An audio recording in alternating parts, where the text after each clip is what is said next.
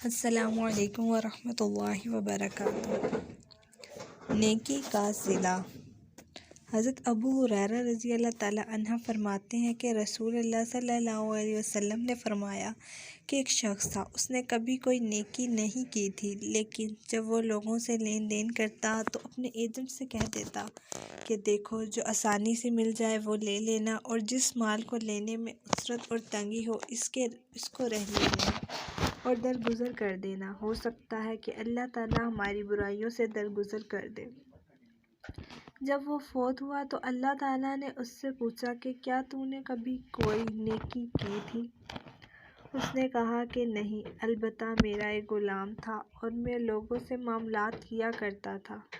جب میں اس کو تقاضے کے لیے بھیجتا تو اس سے کہتا کہ جو کچھ آسانی سے حاصل ہو جائے وہ لے لینا، اور جس کے حصول میں تنگی اور مشقت ہو اس کو چھوڑ دینا اور درگزر کرنا، ہو سکتا ہے کہ اللہ تعالیٰ ہماری برائیوں سے درگزر کر دے۔ اور اللہ تعالیٰ نے فرمایا کہ میں نے تیری برائیوں سے تجھے درگزر کر دیا۔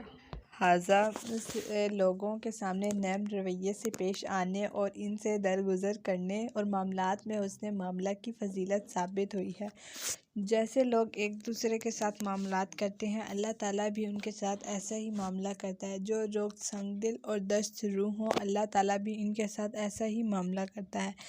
جو لوگ نرم لہجہ سے پیش آتے ہیں، اللہ تعالیٰ بھی ان کے ساتھ ایسا ہی معاملہ کرتا ہے۔ اس حدیث سے اس بات کی ترغیب معلوم ہوئی ہے کہ لوگوں کے ساتھ میل جول اور معاملہ وغیرہ کرنا چاہیے، خصوصاً جب یہ چیز لوگوں سے حصول نفع کا ذریعہ نقصان دور کرنے کا سبب بنتی ہو۔ لوگوں کے ساتھ حسن سلوک سے پیش آنا چاہیے، بے شک ہم اپنے اخلاق سے ہی پہچانے جاتے ہیں۔ امید ہے کہ ویڈیو آپ کو پسند آئے گی۔ اپنا خیال رکھیے گا۔ اللہ حافظ۔